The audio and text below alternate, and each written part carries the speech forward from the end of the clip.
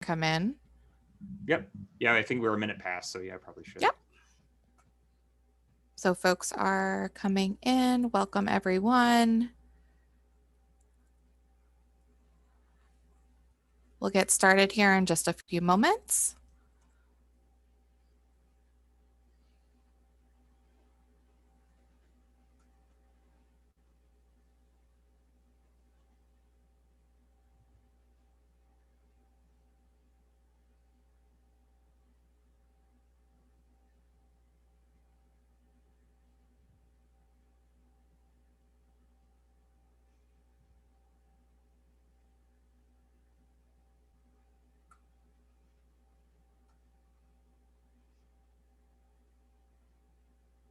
Hello.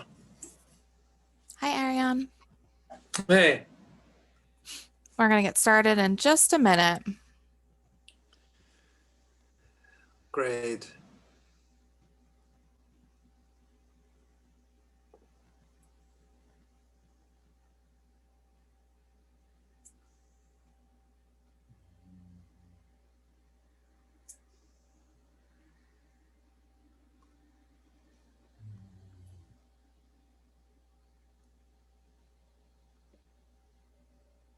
Hi, everyone. I'm not going to start, but I am going to acknowledge that this is an amazing group of people, and I really just want to welcome you and thank you for taking the time for joining.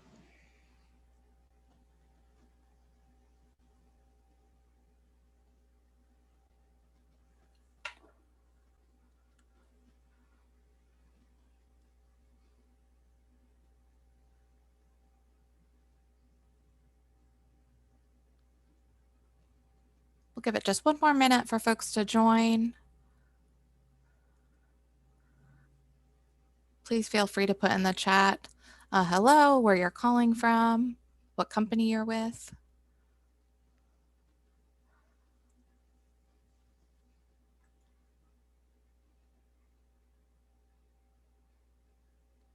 Hey, Savannah, I am really glad to see you here. I'm really glad you joined. And I really love the work that you're doing.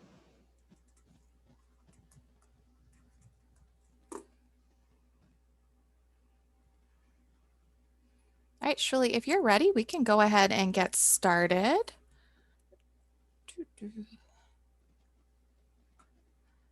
Great. All right. Do you want to take us up to the top of the slides? We are there, making sure everyone can see good here. All right. So we should be all set. Great. So, hi everyone. Lindsay is going to drive the presentation. I think that a lot of you who know me know that I live in a rural area, and sometimes my internet is less than fantastic. So apologies for whatever clunkiness that might occur from me saying next. Anyway, my name is Shuli Goodman. I'm the executive director of LF Energy. I am absolutely thrilled to be here, and I am really thrilled to speak to our members and to also speak to all of you who've taken the time to show up, whether it's very early in the morning or late in the afternoon. And I even see that there are some folks from India and from Japan here. And so it is a very, very warm welcome to all of you. Our members are what make LF Energy really possible. Next. So I'm going to take a couple of minutes and talk, and I want to talk about character. And I know that everyone on this call is straight up a technologist. That's what you do for a living.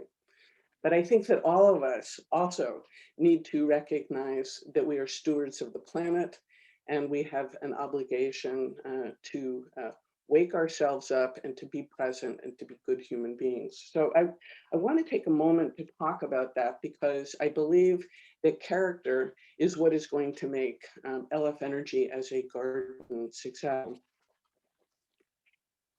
Next.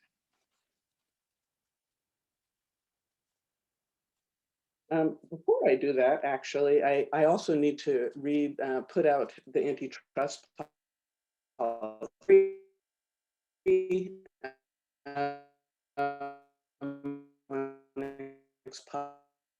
Competitors that are here, and that it is critical that because of that, that everybody just take a minute to read this and understand any applicable antitrust and competition laws. If you have any questions, I think at the very bottom is the access to Andrew Updegrove of the firm Gessmer and Updegrove, which provides legal counsel to the Linux Foundation. So if you have any questions about that, please reach out. Next. So to start, these are the members in 2021. At the top of the year. And I really want to thank every single one of our members, and particularly RTE and Oleander, who have led the strategic alignment between the distribution system and the transmission system. They provide an enormous amount of leadership, whether it's at our governing board or our TAC. And I am really grateful to them. I also want to thank all of our general members. We have a remarkable group that has come together and really believing in LF Energy as a center of gravity for the energy transition. And our associate members. Our associate members are extremely important in terms of providing software, in terms of providing intellectual support, and they are our cheering team. So thank you very much for believing in LF Energy. Next. Before I start, I also want to acknowledge that these are the new projects for 2020. Grid Exchange Fabric is a middleware software. It was contributed by Oleander. It is their head-end system for their meters. It is in the field. It is also being used for their lighting. I also want to thank I want to introduce Open Leader, which is an open version of the automated demand response. Open Leader was contributed by ALAD. ALAD is a consortium of all of the utilities in the Netherlands, and that those it is used for automated demand response, for orchestrating and providing demand response between parking infrastructure, or just being able to work between the utilities and the load. Compass and CPath are two projects that have been initiated by a consortia of utilities and vendors around the very beginnings of substation automation. And so I want to welcome those projects. Next.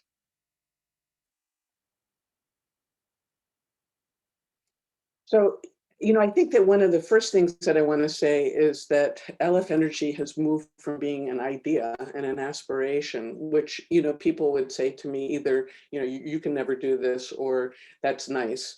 But I think that we've absolutely crossed the critical threshold from an idea into a reality. With these 4 new projects, and we're going to introduce another 3 that have been adopted at the very top of the year in January, 10 new members. We have created our TAC, our Technical Advisory Council. You all have really contributed to making it a source of wisdom, knowledge, and direction for LF Energy. Capacity building has been our key focus, and we've been really working to help all of our members stand up open source program offices.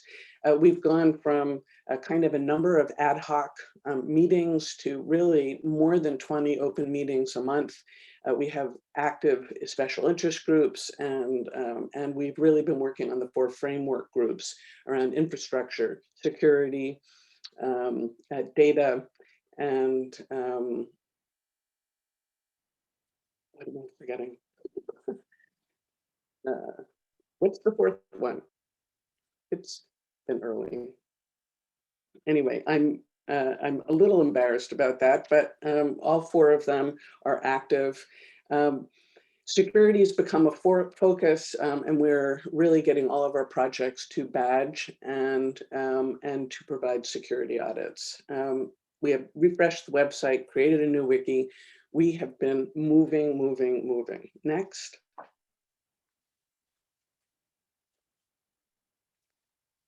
So one of the things about this slide, the reason why I wanted to lead with it is that I believe that in 2021, we have crossed a threshold from really talking about decarbonization to really leading it. And this is a graph that came from Brookings.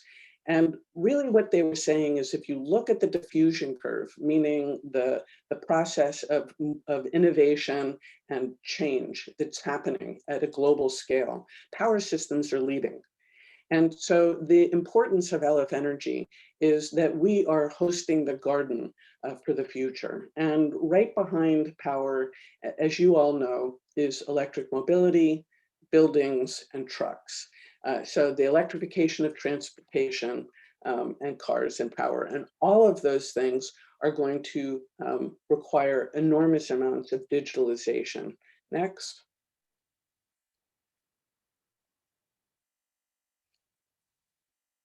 This was really the image that came to me in 2020, that as much as we had obligations and understandings that we needed to move forward and we needed to transform, that utilities have a bit of a problem making them, really, we have a logjam. And the thing about logjams is that you don't delicately pick it apart. You can't go in there and pick a log out and then all of a sudden it moves. No, actually with a log jam, you need to kind of blow it up. So that's really what I want to talk about is how do we blow it up? Because I believe in 2021, the river is going to begin moving. Next. The first assertion that I want to make that is really, I think that the grid of the future is actually not going to be a grid at all. Next. So to try something a little new, I wanted to share this very short video from the BBC because I want to talk about one of the things that I've been thinking about as someone who lives in a farm is about how we can understand trees and what the role of trees are and forests in actually building a sustainable grid. Thank you, Lindsay.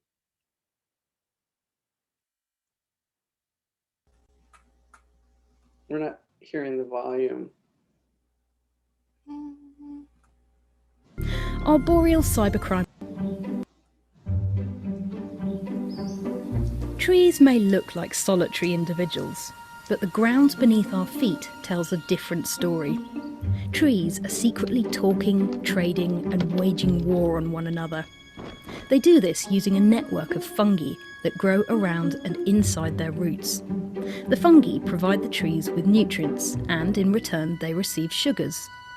But scientists have found this connection runs far deeper than first thought. By plugging into the fungal network, trees can share resources with each other. The system has been nicknamed the Wood Wide Web. It's thought that older trees, fondly known as mother trees, use this fungal network to supply shaded seedlings with sugars, giving them a better chance of survival. Those trees that are sick or dying may dump their resources into the network, which might then be used by healthier neighbours. Plants also use fungi to send messages to one another. If they're attacked, they can release chemical signals through their roots, which can warn their neighbours to raise their defences. But like our internet, the Wood Wide Web has its dark side too. Some orchids hack the system to steal resources from nearby trees. And other species, like the black walnut, spread toxic chemicals through the network to sabotage their rivals. Arboreal cybercrime aside, scientists are still debating why plants seem to behave in such an altruistic way. The hidden network creates a thriving community between individuals. When you're next in woodland, You might like to think of trees as part of a big superorganism, chatting and swapping information and food under your feet. Want to know where to invest $1,000? So, it's kind of an interesting idea, and I really want to have us begin thinking about natural systems containing the design patterns to guide the future of power systems. Forests and the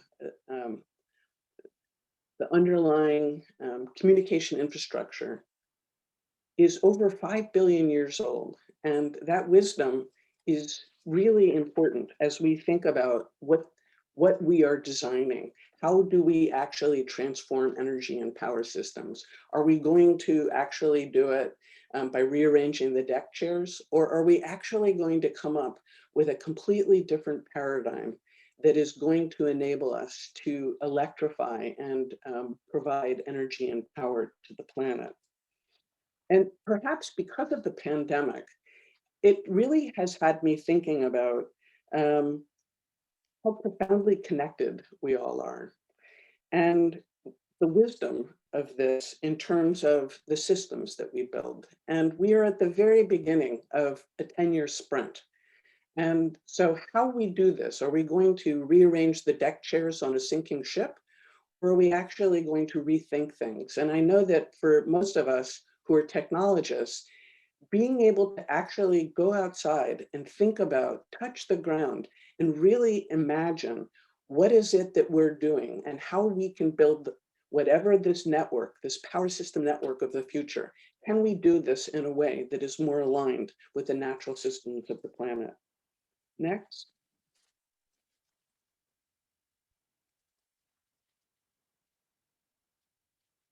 You know, the second thing that I wanted to share is about that the future is not given. And what I believe is important about that is that our thoughts, our words, our deeds, and our actions are what construct the future. Next. Why I believe this is important is that if we want to grow the seeds of the future, we do not plant them in the gardens of the past. And I say this as a gardener and as a steward of a forest, which is that it is absolutely critical that we create a garden that is protected. And I really want our community to understand that that this is one of the benefits and the values of LF Energy, is really being able to bring technology from all the other foundations in LF Energy to take the proprietary value add of OEMs and vendors, and to be able to create the future in a way that actually allows us to move forward. And with that, I also totally understand that we have brownfields and we also have greenfields. And so part of our strategy really has to be, how are we going to integrate the gardens of the past into this new future? Next. The third thing is that resilience is key to our future. It's not only that our technology needs to be resilient, but we need to be resilient. Next.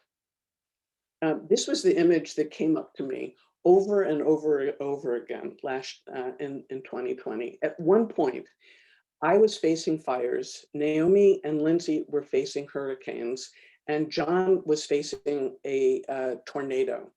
This meant that all four of us who were, kind of responsible for the taking care of this ecosystem were actually facing extreme climate events. And what is important about this, one of the words that came to me was the fog of war, which is that that there's a lot of uncertainty.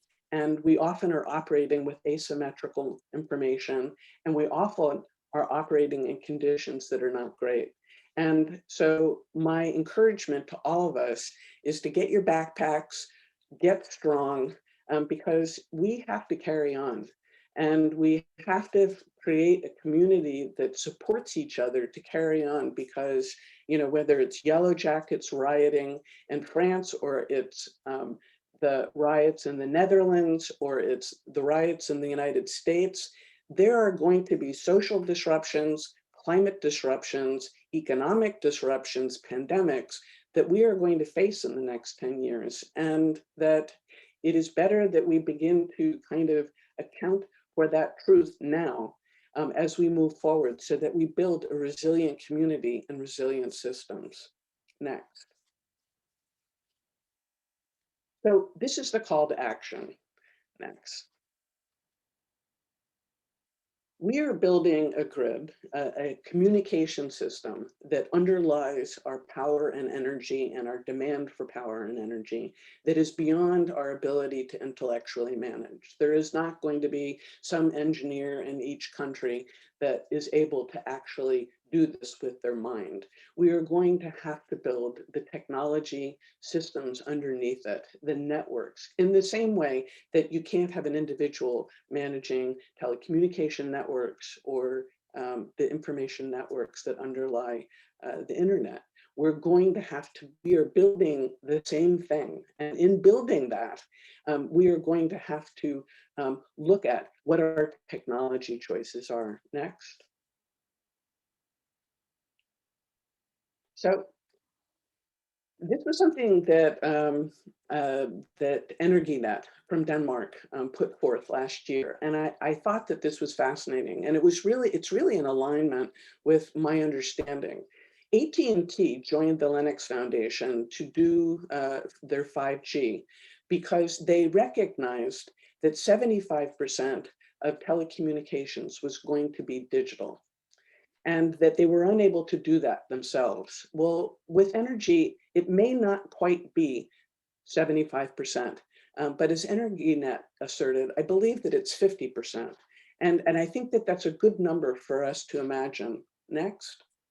But of that 50%, what we found at the Linux Foundation is that 80%, that there's a general 80-20 rule between hyperscaling businesses and the businesses that have gone through digitalization, where 80% of the software is open source, 20% is proprietary. Next.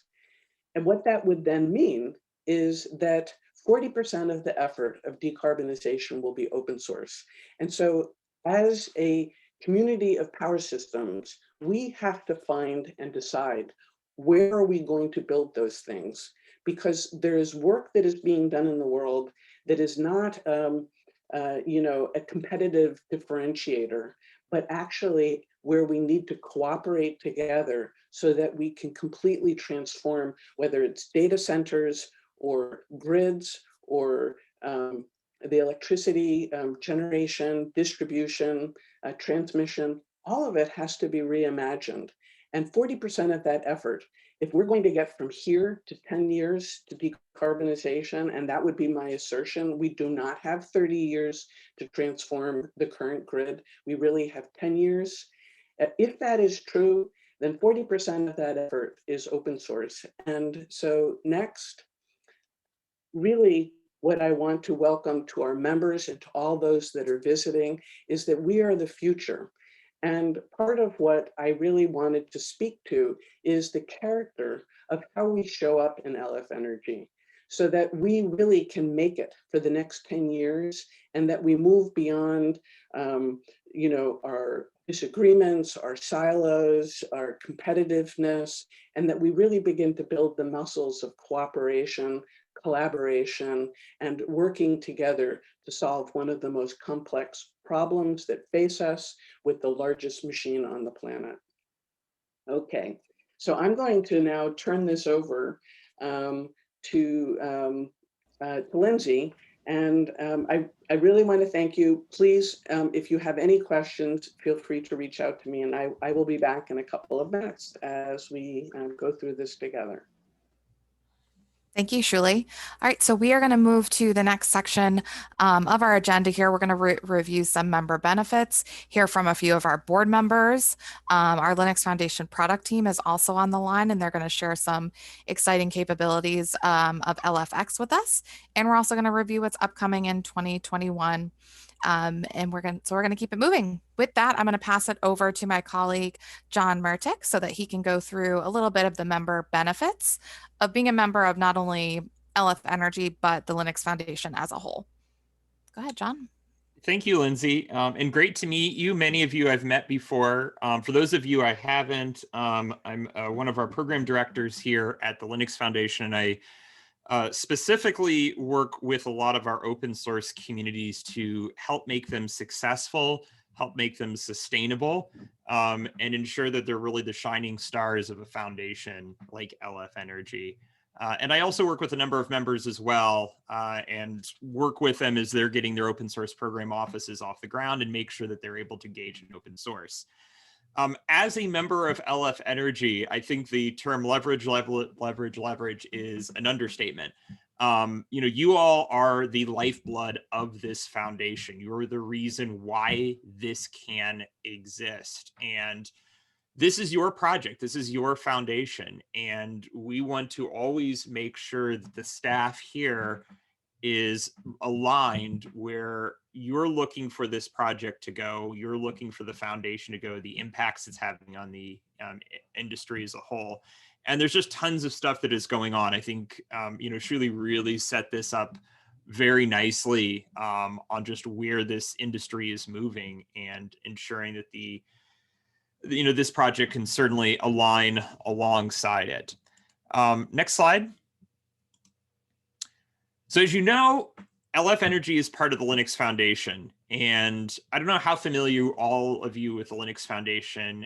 It is a nonprofit organization that was formed out of the combination between both standards efforts as well as open source development, and it's the home for sustainable open source. And for the last 16 years, this has grown from a project that is centered around the Linux kernel to over 350 open source projects all over the map, from horizontal and vertical efforts, cloud, web dev, edge computing, a number of tooling that way, along with more vertical efforts in industries like energy, automotive, networking, motion picture, and others. And each of you as members of LF Energy, you are also members of the Linux Foundation. And with that, there's a number of benefits that you are able to tap into. And, I'll add some caveat here is that the benefits are different for every member. Every member comes to us with a little bit different, set of benefits. But in the end of the day, we're here to serve you and to help make sure that your experience is fabulous. And if you look at just some of the key ones that we see our members really tap into, things I really want to call out to is one is our Linux Foundation Member Summit. This year being a pandemic, we're actually doing it a little bit unique. We're going to be having a member meeting in the early part of March, and each of you who are the member contacts for the Linux Foundation membership will get a notice about that and how to register. And in the fall, we're planning to actually, hopefully, be able to do this in person in Napa. And if you've never been a part of this event, this is a great opportunity to interact with all of the great minds in open source, in particular those within our vast 1,200 plus member organization. So, think of this, as a way to tap into cloud providers and their open source projects, other end users, financial firms, other sort of vertical organizations as well. They're all here, they all participate. It's an invite-only event on purpose because it's meant to be a very networking focused event. So definitely that's one to keep on your radar. For your legal teams, I really encourage all of you to take advantage of our legal counsel, benefits here. We have bi-monthly legal calls, and annually we also do a legal summit, which is a great way for all of your legal teams to better understand open source licensing, litigation compliance, and all the best practices. In addition, we have a number of also really nice tools for legal counsel as well. There's a one-page flyer, which we can also follow up with you if you have interest, which you can share directly with your legal counsel, and it can be a nice tool for them to understand some of the benefits that are available. In addition, we're always happy to introduce you to other Linux Foundation members. Like I said, we have over 1,200 of them globally. And if there are ones that you see of interest, along with any of our 350 projects. If you see other ones that potentially are areas of interest that you might want to engage with, we are happy to make all of those connections for you. And for all of our events, we have discounts both on registration as well as sponsorships. And you can learn a little bit more about our events by clicking on those links, and certainly work with our events team on being able to register. Great. Thanks, John. Thank you. I'm going to quickly touch on some of the educational components that we've seen this year from LF Energy. We've had a lot of webinars, of course, because we have not been able to be in person. So I've listed just a few of those webinars out here, from project webinars to code and license scanning, talking about CII best practices badge. And this year we did host a mini summit alongside OSS Japan. Once we get to our what's coming in 2021, we'll tell you a little bit more about our upcoming standalone LF Energy event that we're very excited about. And we wanted to also share just how to join in with the community. Like Shulia said and John has said, there is a lot going on. There are a lot of folks involved, from our members, our projects, and there's a bunch of different ways that you can kind of get plugged in to our community and beyond. So I wanted to highlight those. We have our mailing list that each project has a mailing list, so you can get involved specifically in a project that is most suited to what you're looking for. We've updated our wiki with expanded information. We've got our YouTube channel where this recording will also live once we're concluded today. And then I just put a quick snapshot of what our upcoming calendar looks like for the week, and all the different types of project meetings, TSC meetings, architecture meetings, just to get an idea of kind of what is happening and what is upcoming in our world here of LF Energy. With that, I'm actually going to pass it over to Jonas to talk a little bit about our TAC. So Jonas, please feel free to introduce yourself and then tell us a little bit about the TAC. Thank you, Lindsay. For everyone who doesn't know me yet, I'm Jonas van der Boogaert, Solution Architect at Alliander, and also currently a chair of the LF Energy Technical Advisory Council, which in day-to-day communication is also referred to as the TAC. The TAC is really the technical governance heart and soul of LF Energy. As new projects get contributed to LF Energy, they get reviewed and approved by the TAC. And also, in the TAC, we facilitate communications and collaborations between the different LF Energy projects. To give a few examples, in the TAC, we decide on adopting best practices. And a good example of this is adopting the Linux Foundation Core Infrastructure Initiative badge. And this is a badge, is a way for LF Energy projects to show that they really follow common best practices. And these best practices are based on practices of well-run open source projects throughout the Linux Foundation. And they increase the likelihood of better security, better quality, and they can be applied to any open source project. Also, with the TAC, we are making recommendations to the LF Energy board of resource priorities to support LF Energy projects. And also here, a good example is the approval of the scanning and licensing support program from the Linux Foundation that will be helping the LF Energy projects in the next quarters. And this program will really help our LF projects to be compliant with open source licensing and open source licensing challenges of external dependencies. The TAC members consist both of technical leads from our strategic members, as well as technical leads from all our active LF Energy projects. With the TAC, we are meeting every 3 weeks to discuss ongoing topics and new projects coming up. And also good to mention, these meetings are open meetings, which mean everyone in the community can join. And for those for you who are interested to drop by in one of those meetings, you can find the mailing list link and the link of the TAC meeting in this slide, which will be shared afterwards. So I hope this gives you a short introduction of the TAC, and hopefully I will see you in one of the next TAC meetings. Great, thank you, Jonas. I'm now going to pass it over to Lu-Chen to talk about our governing board. Thank you, Lindsay. Hello, everybody. Good morning, good afternoon, or maybe even good night. So first, it's great to see this attendance today, composed both of members from representatives from current members, but also people from organizations that are in discussion, advanced discussion to join LF Energy. So I'm Lucian. I'm with RT, the French TSO, but also involved in LF Energy for 3 years, more than 3 years now, even before the start, and today chair of the board of LF Energy. So what is the role of LF Energy's governing board? First of all, you need to know that there is a common practice in open source initiatives at the Linux Foundation to split the technical and business governance. So each project has its own technical governance based on meritocracy and open access, so everybody could join the project and each project and contribute. So then what is the role of the governing board?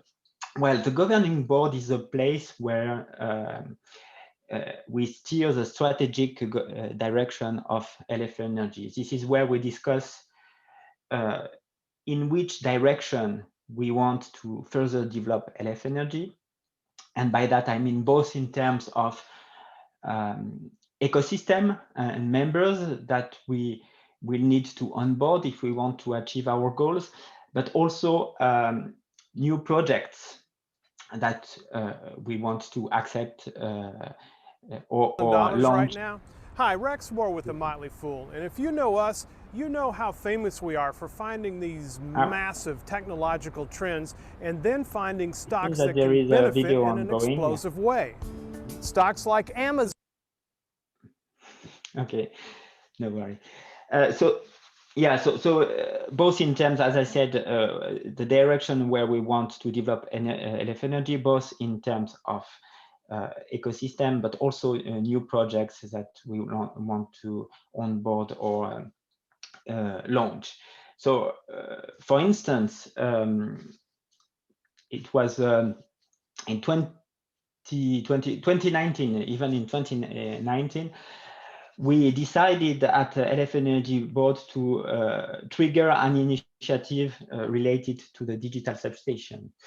And this eventually led to the foundation of 2 projects that are Compass and CPAS. So this is a great success for our community. And currently we are discussing at the board the initiatives that we should trigger related to the, let's say, the control room, control design of future power systems. So the board members are composed of representatives from each strategic member, plus the chair of the TAC, plus one or several representatives from general members. So Daniel Lazaro from OSIsoft is a representative from general members today. We meet regularly on a monthly basis, and we develop strong relationships that trigger new projects and opportunities. So thanks for being with us today, and I hope that we will see more of you joining us at the governing board. Thank you, Lucian. We are now going to pass it over to our product team, who is going to go over some exciting new pieces and parts about LFX. So Stephanie, I'm going to let you share your screen. Great, thank you, Lindsay.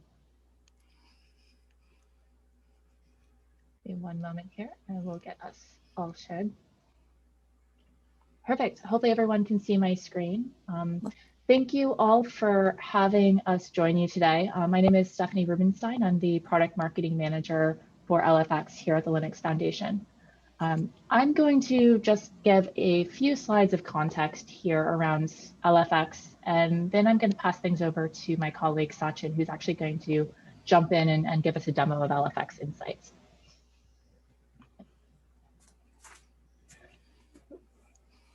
Okay, so what is LFX? We know, especially here at the Linux Foundation, we know that the world runs on open source.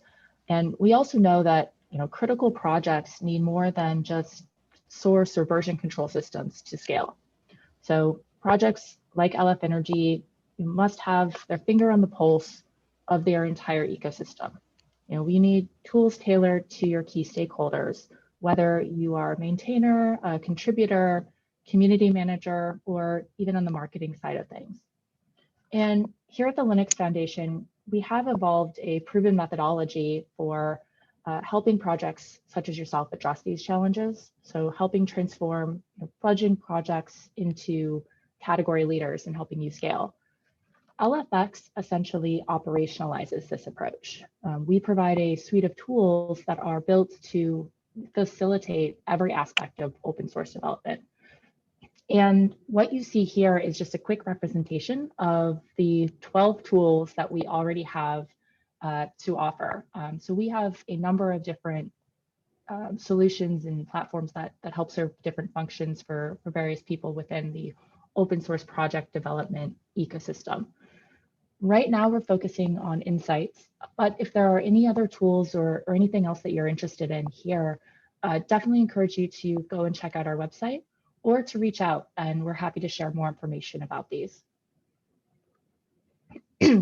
So specifically diving into LFX Insights, we know that projects, open source projects are distributed by nature, whether your teams are in physically different locations, but also in the choice of development, operations, and marketing platforms that you choose. LFX Insights provides a contextualized ecosystem view. So we're able to roll up and aggregate your various data sources to help provide a bigger kind of high level view of your projects, helping address key challenges that you might be facing. So whether you are trying to identify why your code velocity is slowing down, or you're trying to unclog your development pipeline, or even if you're trying to take advantage of your community and identify top contributors or track conversations that are happening in email threads or in social media, LFX Insights kind of helps pave the way, providing you that context, that information to really start digging into these things. And we've got a lot of data that we're tracking here. Right now, we're looking at over 1 billion lines of code across more than 375 projects. And LF Energy is one of these in the system. I'm not going to go into too much detail here of all the different features and capabilities. I'll leave that to Sachin as we dive into the tool itself. But we do have multi-dimensional reporting. We have smart data analysis that lets you really kind of dig in and understand the data and do a lot of the work for you. And another one that we have really started to expand, especially this year, is marketing metrics, providing the kind of ecosystem trends and understanding of your projects as well. We have more than 15 data sources connected and enabled within LFX Insights, and this is growing. And here's an opportunity for the LF Energy team. We have currently for your projects, we've got GitHub and groups.io onboarded. So these are really critical and where a lot of your insights are coming from. We're also in the process of onboarding Slack so that we'll have your chat room data connected as well. But do let us know if there are any other of these data sources or others that you would find valuable to connect into LFX Insights as well, especially as we expand our ecosystem trends and look at social media in addition to the more technical trends side of things.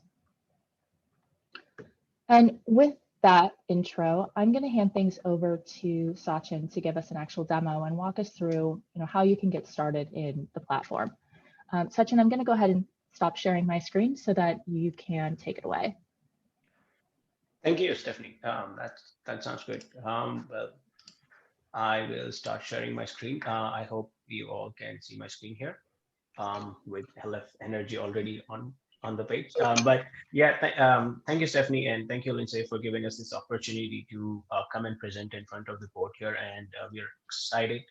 And I would like to quickly dive into things, but just for starters, like, how can you reach this? First question that is always asked. So Stephanie mentioned about the website. So this is how lfx.dev. Just go there, go to the tools, insights, and when you say explore insights, you land up to our insights homepage. Now, this homepage, as you see, like, they have this platform has over 380 projects, and we are onboarding new projects as we get requests from other foundations and other projects, right? So here's a dashboard for the LF Energy. You could quickly go there, search for LF Energy, and it should pop up. So this is the page for LF Energy, and this is how the dashboard, this is how the page is set up. So on the top, you see the foundation card. So what I like to say is, like, this is like the overall view of all the sub projects. And I think we have around 10 projects for LF Energy. So this is a condensed view, an aggregated view of all the projects, and individual projects have their own project cards with some stats right on the card itself about the contributors, contributions, commits. Lines of code is something that we recently rolled out, so you might see that it's slowly popping up for a few projects. We are doing a computation on the GitHub repositories, and from there we find out the lines of code. That this is the total lines of code, not in every commit, but I'll dive more into it. But this is what your LF Energy space looks like in LFX Insights. Now, you could go to each project and see detailed drill down views, or you could actually just look at the group summary, where it's an aggregated view of all the projects. So what we have done is, like, we know that there are foundations, and each foundation has many projects, and they keep adding newer projects as they go from an incubation state to an active state, right? So what we've done is we automatically aggregate all the metrics from all the data sources that we collect, and we present them on an aggregated view, which we call as the project group summary. So I'm going to go into details of the project group summary here, because most of the things that I talk about here regarding the dashboards, regarding the data sources, regarding the metrics, they all apply to individual projects as well. But this will give you a good context as a group, because I think here the group here is more concerned with all of LF Energy, but we can also switch to individual projects if you want to. You can just call out anytime. But yeah, so this is the summary view. As you can see, the layout of this dashboard is such that you have two tabs that are technical and ecosystem trends. The technical trends are mostly code related metrics, where we talk about commits, we talk about PRs. If you are a project that support Gerrit, which is one of the data sources that we support, then you will have Gerrit change sets. Then we have issue management, where we talk about issues, Jira, Bugzilla. If you have a build system, right now we support Jenkins, and we are slowly coming up with Circle CI as our next supported data source for build system. But if you have any of the build systems that we support, we can actually create dashboards for you right out of the box for build systems. Then if the project has their Docker Hub presence, then we do Docker Hub as well. So this is how it is laid out. You could choose to go to any dashboard. So if you have a data source that is applicable for you, or that is configured for your project, you would see that it is clickable. Otherwise, it's not. And if it is not, then something that we do here, provide you a call to action, is like, okay, so many times it happens like like when we get the request for the projects don't really have the data source configured, or it's not one of the tools that they support. But slowly they have started using Jenkins, for example. So you could just create a support desk ticket from here. It opens up a support desk portal, and you could just provide us the details of the Jenkins endpoint, and there you go. We get the request and we start working on it. So that's how we roll. All right, so I'm gonna dive more detailed into the overview dashboards. Right now, I'm going and looking at commits overview. So commits is important. I think I will be preaching to the choir here by saying that, you know, what is this dashboard even doing here, right? So commits is the foremost basic atomic value that we can say for any developer analytics tool. And that is what we are doing here.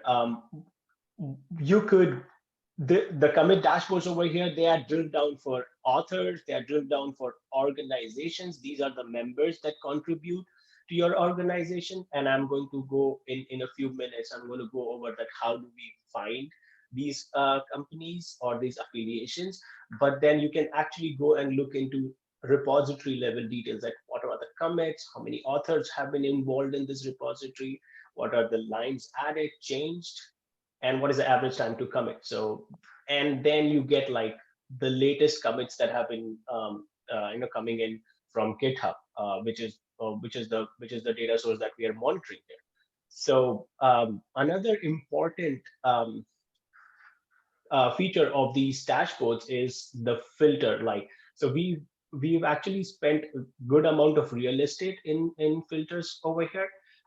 Those are to give you more contextual dashboards when you're looking at from a perspective of either a company or an author or a repository or a project.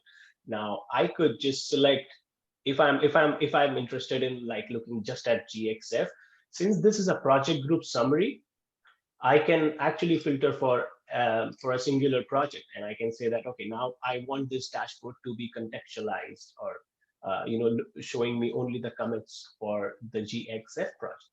Or else if I'm interested in, say, Open Emitter, now I have both GXF and Open Emitter. So you could just be on this project group summary, and if you're interested in looking at the commit data for different projects, you could do it all from this project dashboard.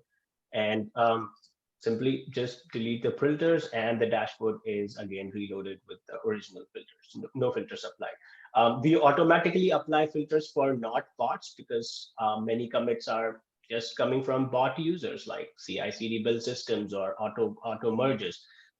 We exclude them because they don't make any sense. And empty commits, merge commits, yeah, we exclude them as well.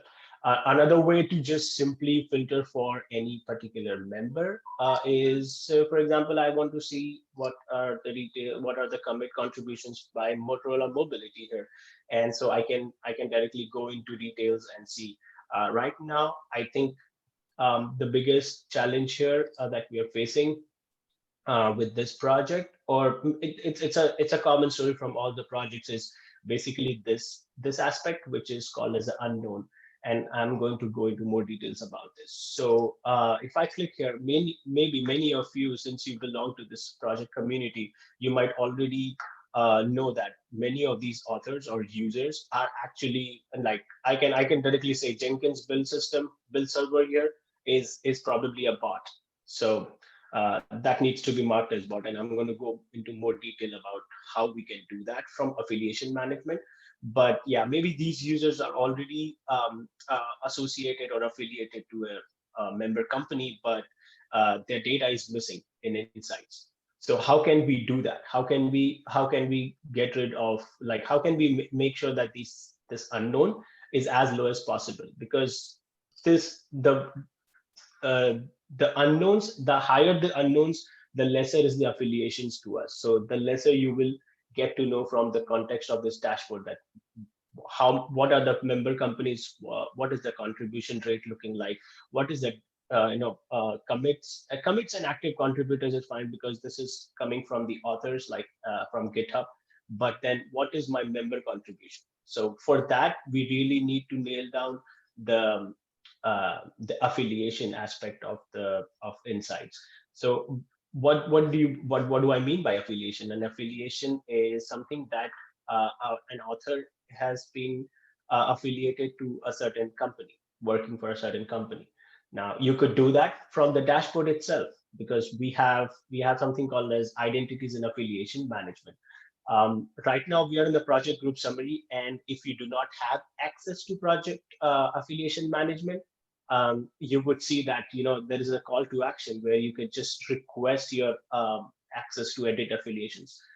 This request comes to us, and we before granting anyone access to affiliation management, we get in touch with the project lead or the person who is responsible for managing insights, and we get an approval from them, and then we go from there.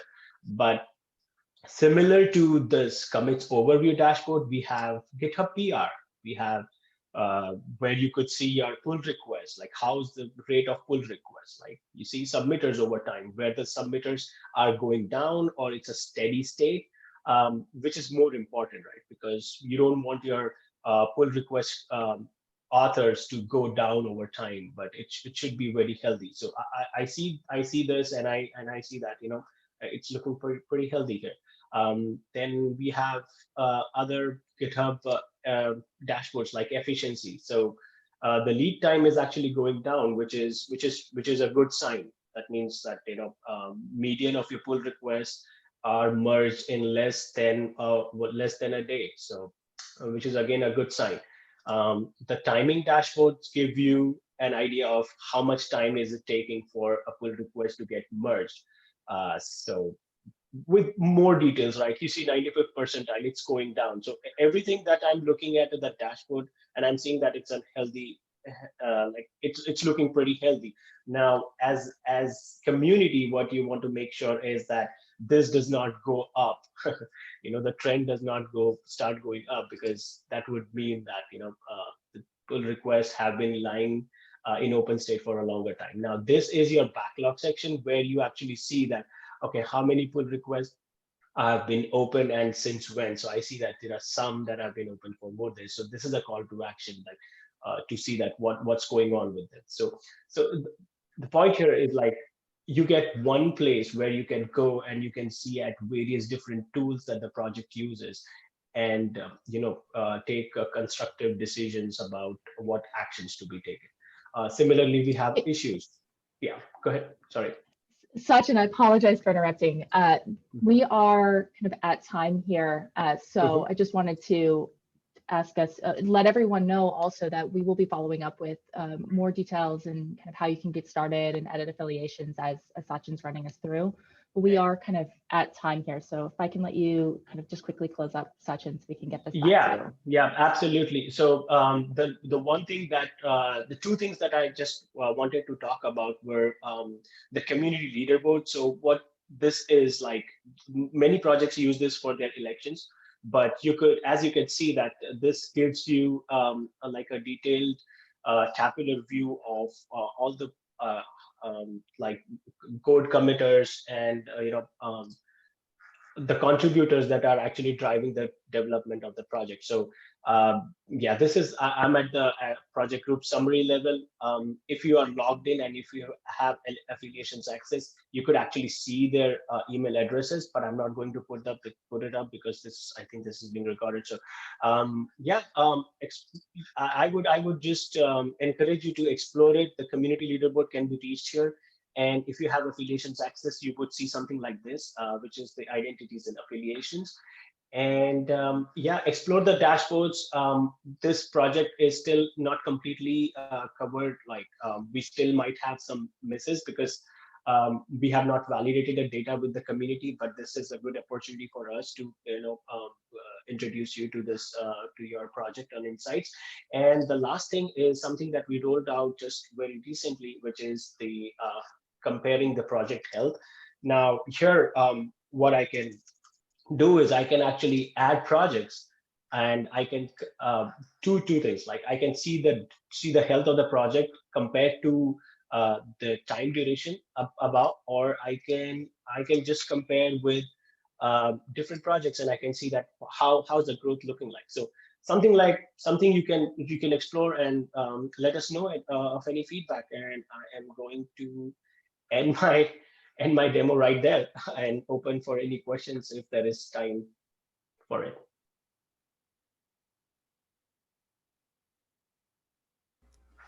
So I think what we're going to do, sorry, we're just running against time. We're going to provide content to all of the attendees today, and then we can also share some information about how to ask questions and how to follow up as needed. So we will include that in the post-event email to everyone. Absolutely. No, that sounds good. Thank you so much. This was wonderful. Thank you. All right, so we are going to keep moving. We're going to jump into 2021 and beyond. We're going to move quickly through this section so that we can get to some networking components towards the end of the call here. So something that I want to highlight for us is that on April 14th, and in some time zones, it will be April 15th, we will have our LF Energy Spring Summit.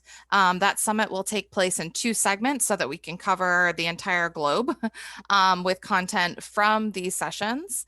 I've included the registration link here on the slide, and I'll also include that in the post-event email. At this time, we're also looking for folks to submit talks for this event. The CFP is open, and I've included a list here on the slide of some suggested topics that we'd like to see at the event. If you have any questions about the CFP process or anything at all, please feel free to reach out to me, John, or Shuli, and we'd be happy to help you make your submission by February the 8th.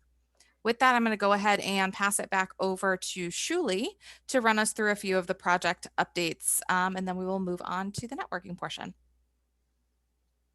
So Sachin and Stephanie, thank you so much for that, and thank you to Lucian and Jonas. I can't overstate how important it is to have these metrics and measurements. What we are doing more than anything right now is capacity building. And part of capacity building is feedback. Okay, so I want to announce 3 new projects that were adopted. Soigno at the end of the year, and Fledge Power and HIFI at the beginning of this year. Soigno is a microservices DMS. It is really the beginning of a new distribution system management system. It is microservices. It was developed as part of the Horizon 2020. That project will come on board, and we will announce the TAC, the technical steering committee for that. Fledge Power is being driven. It is an omnibus. It is a multi-protocol gateway for energy. It is called Fledge Power because it is built on Fledge, which is part of LF Edge. And this is really the beginning of LF Energy working cross foundation. And I will also talk about another project that is a cross-foundation collaboration as well, because the energy transition is going to be composed of software from other foundations and also reference architectures within LF Energy. Fledge Power is specifically for the energy and electricity, electrification, edge, being able to ingest that data and move that data into orchestration and control environments. And HIFI, Energy Web Services, is a microgrid that was contributed from Sony Computer Science Labs. And I am incredibly excited about HIFI because HIFI is really the beginning of building that communication network that enables the orchestration and of energy between homes, buildings. And so very excited by this. And I will talk a bit more about microgrids in a second. Next. Okay, so I'm gonna talk really quickly, and you can get this, and please reach out to me. I think one of the most important efforts that we have going right now, it started off as the control room of the future. It was being driven by TenneT and EPRI, and we have all the utilities within LF Energy working on it. The decision was to actually shift the name from control room to power system network operations, because really the recognition that it's not going to be a room or that maybe control may not be the most important part of it. I mean, it really is about creating the network operations for the future for network operators. We will actually talk more about this at the summit. What I think is important for the members on the call here and for those who are considering membership is that we will be, first of all, any utility is open to participating in this right now. If you are a member, we are making this member only. We're really trying to drive the membership of LF Energy. The next thing is going to be inviting OEMs and vendors. This is about building the future with your customers. And then we will also present, if it all goes well, the vision and roadmap at the LF Energy Summit. Next. Another really important effort that is just beginning to get underway is around e-mobility. This is being driven by ALAD and the Alliance for Transportation Electrification. Phil Jones, really not yet the entire alliance, but ALAD and Phil, we are working together. What we're looking at is actually seeking contributions of OCPP, 1511.8, and CHAdeMO. And what we are really talking about is building a de facto abstraction of those three different charging protocols into something that can become the de facto standard globally for charging stations, vehicles, and vehicle to grid. I hope that at the summit we'll have a much broader announcement. Right now, this is a small group. Please message me if you're interested in joining. Next is working with a number of different places around really building a power system data platform that is able to receive data at real time in being able to have a common southbound and northbound defined APIs. We are working on this in real time. If you want to come to the data architecture meeting tomorrow, you can find that on the wiki. You can see a presentation from Shell about OSDU, which is an open source data platform. We're also looking at a few other platforms and we'll be doing technical reviews. Next. Microgrids. This is really an important effort. We have a working group that is the LF Energy Microgrid Working Group. We are engaged in a 7-session architectural sprint. It's being driven by Bruce Nordman from LBNL. The next meeting is tomorrow at 4 p.m. Pacific time. You can also find that on the wiki, and we will also be presenting that at the Spring Summit. We have a slew of projects coming in from Monash University in the first 2 quarters of 2021, and we will be standing up HIFI EWS shortly. You'll see some press announcements about that. Next. DBOM. Call out to Chris Blask, who's on this. He has been driving through Unisys, supply chain security. It is really a #1 priority for the grid of the future, that software and hardware and data have provenance, and that we actually know from a distributed ledger using a DLT as part of governance. There's some feedback. We're working very closely with the DBOM consortium that came out of Hyperledger, and they have stood up a POC, and next week they're going to be presenting their proposal for a project at the TAC. And so I really hope that over the next couple of weeks that this project will also be announced. And if you're interested in DBOMs or SBOMs, please reach out to Chris Blask. Chris, if you want to drop your email into the chat, then folks can reach out to you. And then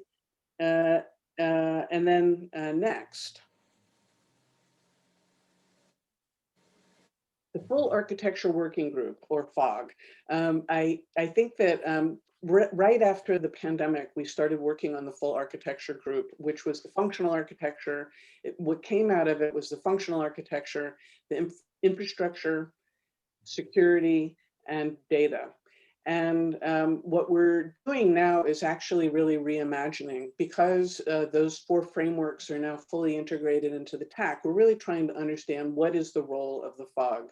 So it's kind of in a messy state, but I'm sure that we're going to get to being more organized and forward motion. But what the TAC is, the technical decision making. FOG really is the role of advising. And I think that it's an interesting group, and I have a lot of hopes that in 2021 that it's really going to drive all kinds of new things for LF Energy. Next.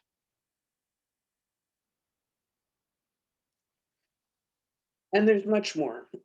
So, cross-foundation collaboration is a high priority for 2021. And I am doing a lot of backroom conversations with Cloud Native, with LF Networking, with LF Edge, with Hyperledger, because all of those foundations are essential to decarbonization, and it's part of the value proposition of bringing your projects to LF Energy and bringing and building capacity within your organizations for being able to deliver the non-competing plumbing software that is going to drive electrification globally. Thank you. Next. Okay. Thank you, Shuli. I know that was a sprint. It was a Like sprint. like Shuli said, we will send out all of the slide deck so that you can look at those a little bit more deeply. I know we went through those quickly because we did want to get to the networking portion, the Q&A portion. So because we are running close to time, if you have questions, please bring those into your breakout session. What we're going to do, because we are in a webinar feature, a webinar Zoom, I'm not able to put folks into breakout rooms as I had anticipated. So if you are a non-member, meaning you're not a member just yet of LF Energy, please just stay here in this room and we'll start our breakout here. If you are currently a member, I'm going to put the Zoom link in the chat. Go ahead and sign out of this Zoom and join that Zoom link. There you'll have Jonas, John, and Daniel who will be able to answer questions, talk about current members, technology pieces. So with that, we're going to close the call out and thank everyone for being here today. Again, if you are a non-member, stay here in this room. If you are a member, go ahead and use that Zoom link to head over and chat with John and Jonas. So I just want to say that for the non-members, Lucian, Arjan, and I are actually going to host the next 17 minutes. So please stay and get to talk with board chair and treasurer and executive director and bring your questions. Thank you. Thanks, Shirley.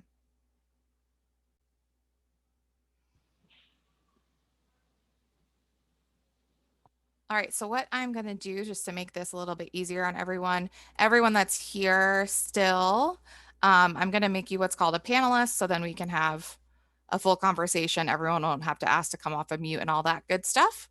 If anyone does have a question already, once you move over, you can voice that by taking yourself off mute, or you can pop the question into the chat, whichever works easiest for you.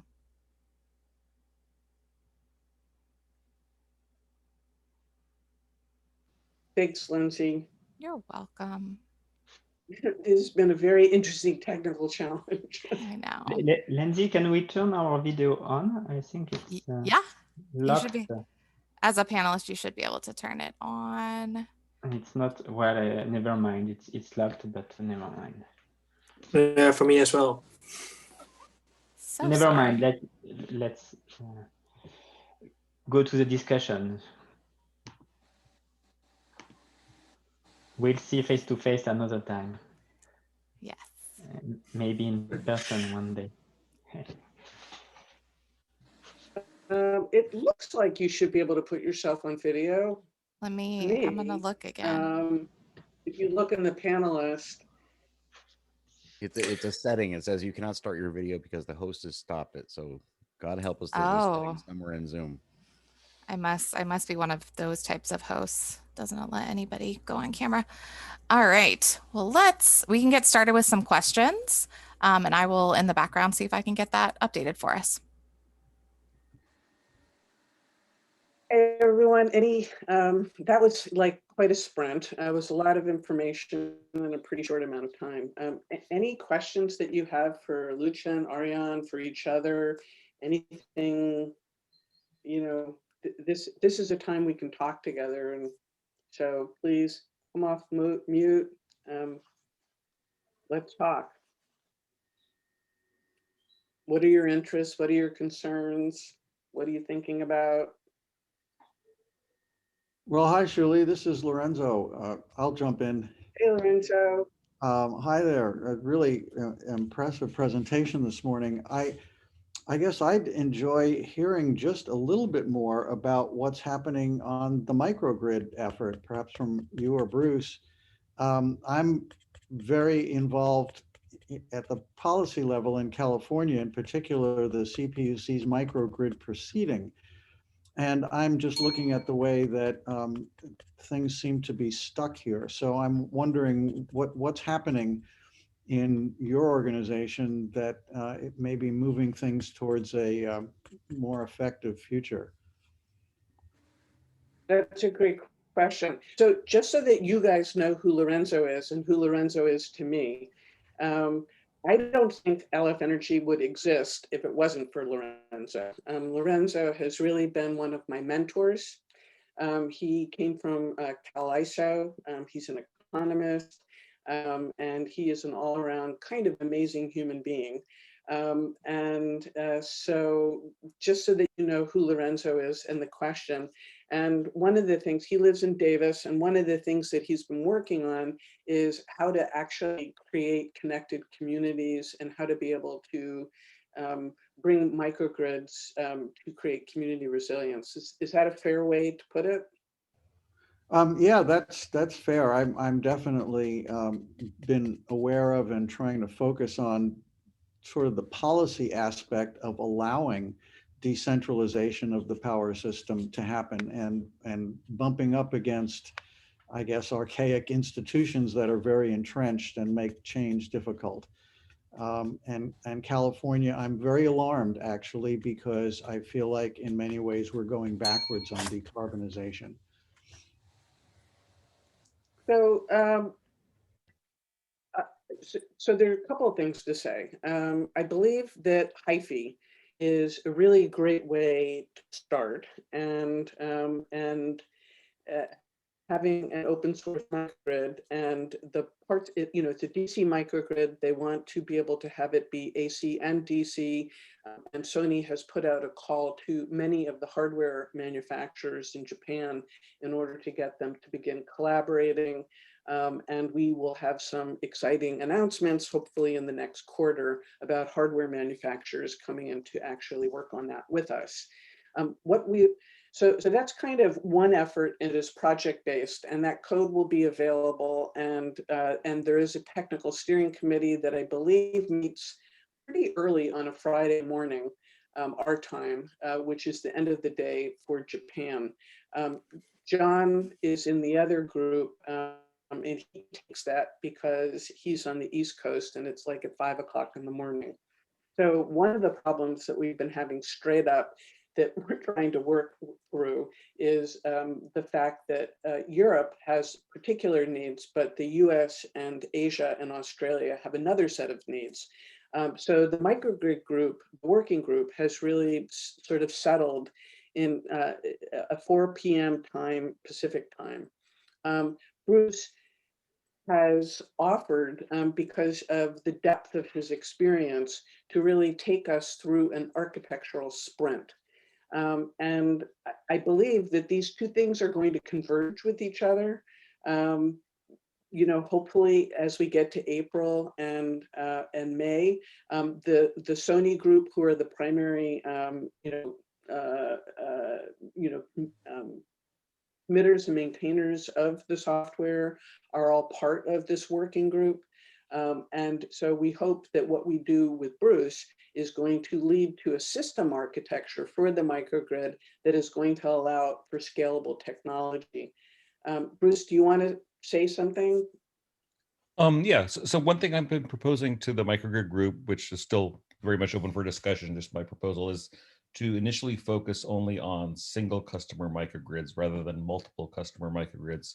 Single customer ones are the vast majority, at least in the United States, because there's a whole lot of complexities that just don't exist if it's all within a single customer site.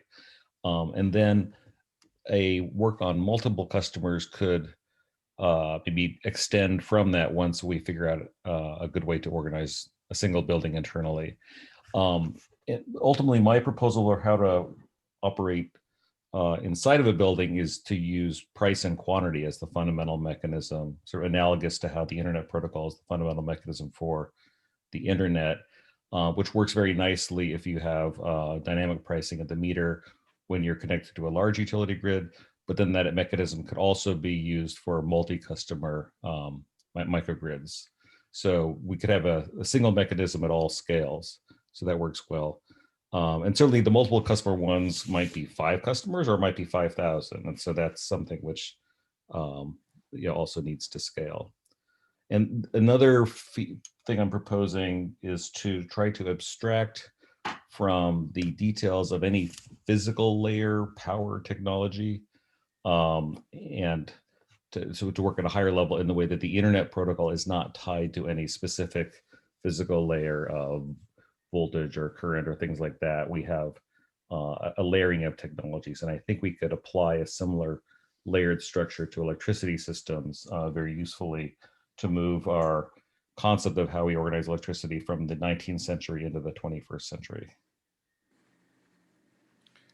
Well, surely, if I can, Lorenzo's question has me looking at this in an interesting way. So while I agree with the premise and the direction of LFE, I come here for different reasons. Surely knows, it's going down the supply chain and security of supply chain path that leads me here. And I think the same sort of things that maybe make me believe that that's going down a certain path are the same drivers that speak to Lorenzo's question. So while the specificity of current legislation and policy on the issues LFE is focusing on, I'm probably the least aware of exactly what that is.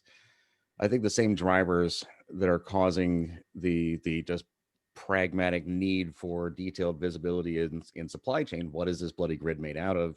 Including where's all the open source code and everything else, and the regulatory environment you see developing around that, which is inevitable to follow a certain path.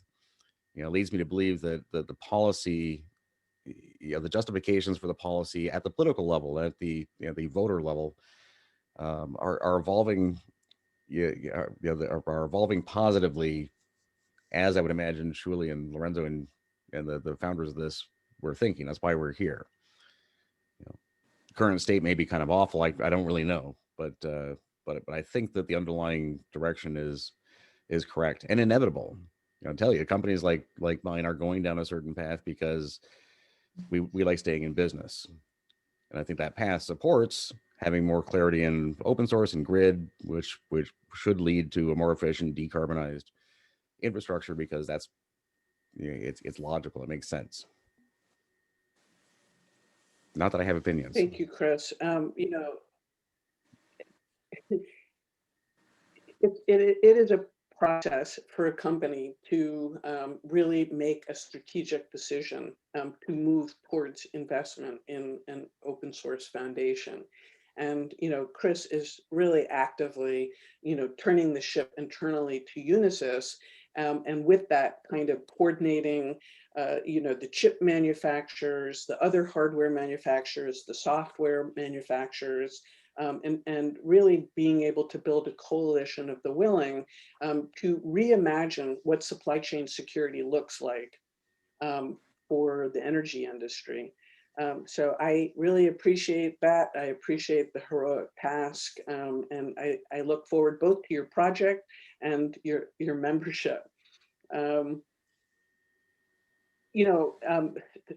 want to go to Henning. Henning has put a couple of really interesting things into the panel, and so I'd like him to have the chance to introduce himself, but I think that what Chris and Bruce and Lorenzo all are kind of pointing to is that the first projects that we started LF Energy with, like 19 months ago, really were siloed. And not only have we been building capacity, but we have also really worked as a community to begin dissolving the barriers between suppliers and vendors and utilities, and between DSOs and TSOs. And we welcome generation, particularly the renewable generation of wind and solar, to really joining us. And so, there are two things here. One is really want to acknowledge, I guess he left, wanted to acknowledge Peter. But Henning, would you like to kind of put something in the conversation? And Lucian and Rian, I also think, if there's anything that you want to add about what it's been like to strategically cooperate with each other in terms of your R&D efforts. But Henning, I'm really glad to hear from Rewind.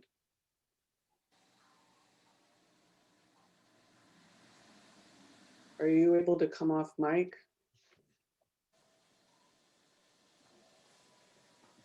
Maybe not.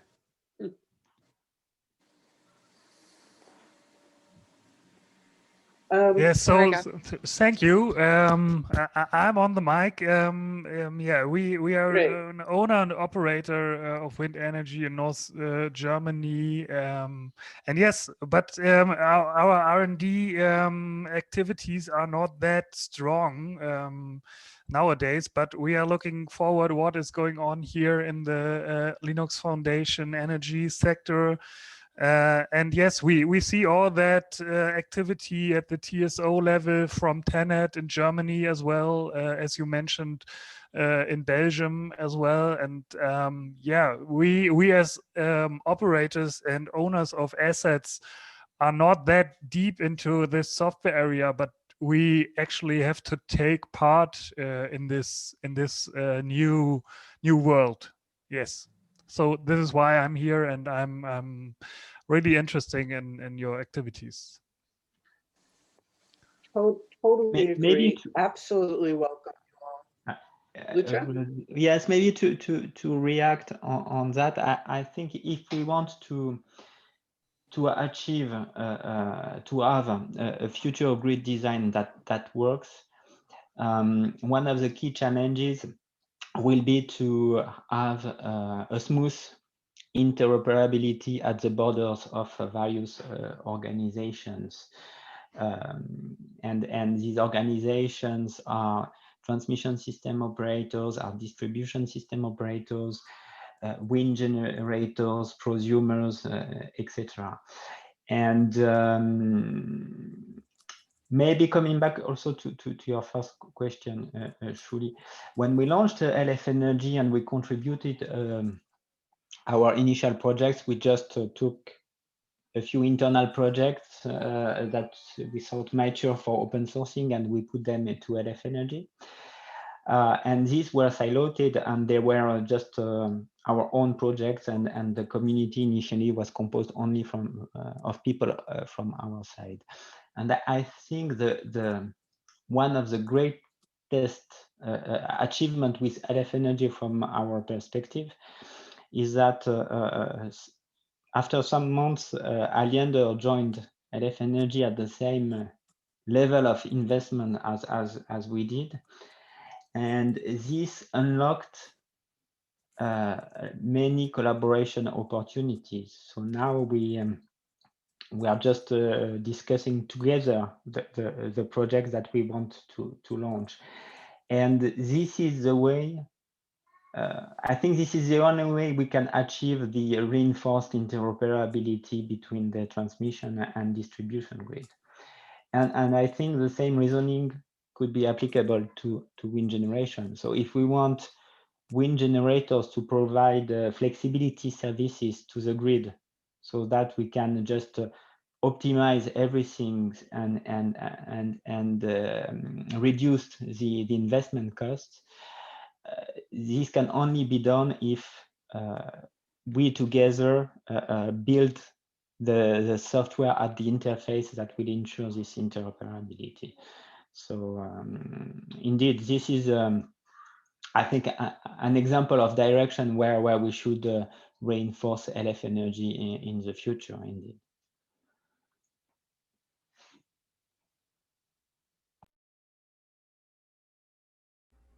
Sorry, I know that we're at time. Do you want to stay for another couple of minutes? I'd love to hear from Bradley. Brad, you and I have been in conversations. Brad is from Oracle. Neil is from IBM. Kevin, you're working along another path with regards to microgrids, and Francois, you're on a new initiative. And Miha, we've never met. But if you guys want to stay for another few minutes, I'd love to hear kind of both your reflections. Neil, you were the governing board chair for IBM for the initial start of LF Energy, and I think you've gotten to see kind of how much we've grown in the last year. I'd love to kind of hear your thoughts, and is it okay to stay for another few minutes, or can folks do that? Julie, I can stay for a couple more minutes, and I appreciate everything. I won't be able to stay on long, but I'm definitely looking forward to the working group call tomorrow night for sure for me. Perfect, great. I'm glad that you will be there and Ellen will be there. Bradley, Neil, anyone?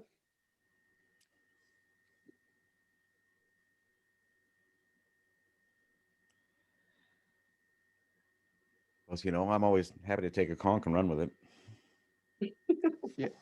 Yeah, I can stay on for a few more minutes. I would like to understand a little bit more. Maybe this is a separate discussion or conversation. This has been very helpful to understand the dynamics and interaction of what goes on. As members join, how do they, I guess, get engaged, and what is the expectation of the members as far as the contributions and those types of things? Is it okay to declare where you're from? I know. Yeah, this is I think it helps. Bradley Williams from Oracle. Yeah. Yeah. So, I think from Oracle's perspective, there are probably a number of places, and it's everywhere from the distribution system to customers and the back end that you provide. And it probably is in the control room. And there may be new lines of business that will begin to open up. I know in talking with you and Scott yesterday, you were talking about forecasting. And I mentioned that there's about to be a pretty large effort and contribution, series of microservices around forecasting. So I think when Oracle's a member of the Linux Foundation, a platinum member, it would be a kind of simple membership, and then we would onboard you and introduce you to all of the resources that we have. And our job is to also make sure that, when the meetings are happening, that you get the introductions, that particularly, I think with the PSNO, we're sitting at the table of what the power system network operations of the future look like are going to be really important. So, I tell our team that we're in the membership happiness business, and so that is number one, is to really help facilitate your happiness with LF Energy as both either R&D or as a project pipeline or as a pipeline for a new set of services. Maybe follow up on that, I think there can be there is no unique way to participate and get involved in LF Energy. So if we look at what happened, for instance, some companies decided to join LF Energy because of a specific interest in a specific project. So they had a specific need, a business need, and they started from the project side.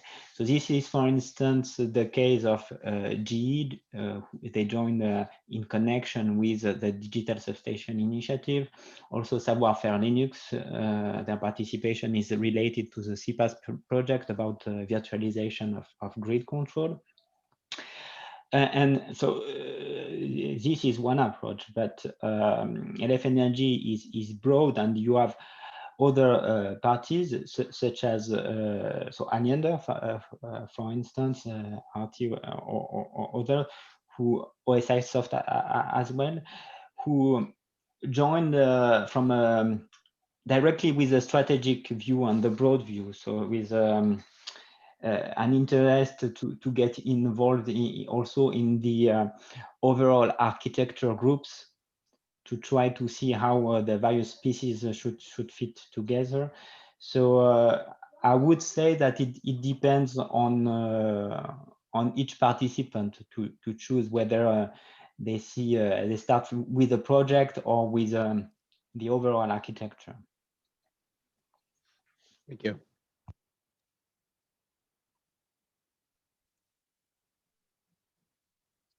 Neil, anything you want to add? So happy you're here. Hey, Julie. Only that it's just great to see all the progress and the way it's all coming together that you guys have done. You know, it's the value props are becoming clearer, I think, and as the projects ramp up, it's becoming easier. It should be for companies to look at this and say, look, I can see where this matters to me. It's that scale thing we always talked about. And, every large company has their own particular issues associated with these kinds of things. And so I think it'll be hit and miss a little bit, but there will become a point at which it won't be a choice. It's not there yet it seems, but I think that we'll get to that point. So, unfortunately, we haven't been able to sort of pull back in line here at IBM, but, I do think as others start to really see the value, there'll be maybe not being an early adopter, but I think the next wave is about ready to happen. So it's just really impressive to see what's happened from my perspective. Thank you, Neil. It's kind of amazing that we've brought this to life. I'm thrilled. Thank you for your efforts. Anybody else want to add anything? Hi, Julie. This is Francois speaking. Hello. Hi. A quick question for you and for the board here. Partly a selfish question, because I was connected to LF Energy through CloudBees, the software company I was a co-founder of, because we do software, continuous integration, continuous delivery. So partly connected to LFX Insights, by the way, that was very interesting to see happening at the Linux Foundation level. But now that I'm in a kind of a one-man business, I was thinking about what kind of member you are looking forward in the future of LF Energy, because right now the membership seems to be implicitly companies in the energy sector, which is obvious. Of course, that's the starting point. But do you think it makes sense to think about individual memberships at some point for people who want to contribute at an individual level to the foundation? And I mean, is it something that is too early to talk about, or is it something you thought about? Well, Francois, you are always welcome to participate. And any, Bruce is an individual contributor. Lorenzo has, he and I have a lot of backroom conversations. So, you know, Kevin and Alain, you know, they're trying to find their way around. So it's all projects are open, and your value in, you know, I'd pick a project and join the technical committee, you know, for a project and see how you can help. See how your, you know, what you know can actually support. And I think in particular, you know, I see one of the capacity buildings, I think it was a little early last year, but really is around DevOps and you know, the insights, LFX insights actually begin to point to some of the areas where we have issues, and you know, we have to really begin building capacity. That there's so many unknown contributors. I mean, we really need to make it transparent so that you know, that we are actively building community. So in that way, I'd be like, you know, jump in, pick a project.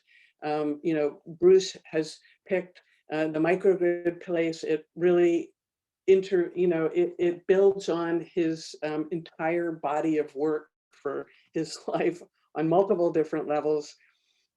That's my suggestion.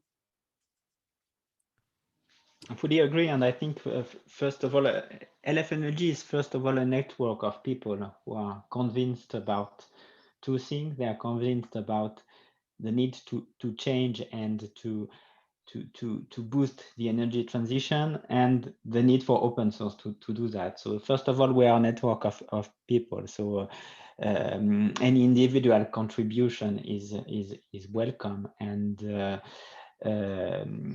the governance principles allow individual participation to the various projects or task forces or special interests groups that are formed. So there are a lot of opportunities for collaboration there, I think.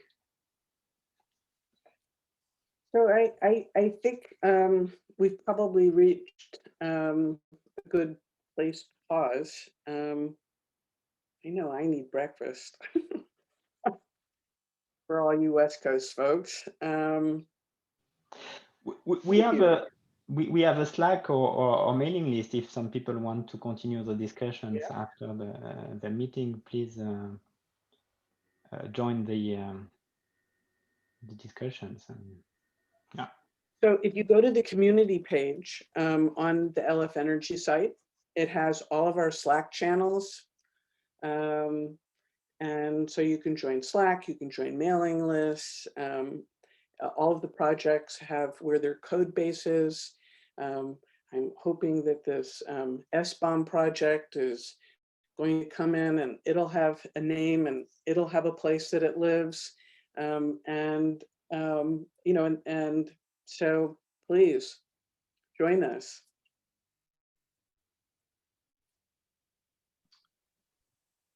Thank you, Shuli. Thank you. You know, I'm definitely very much looking forward to participating in the discussion. I won't be able to right now, but I certainly will. And I think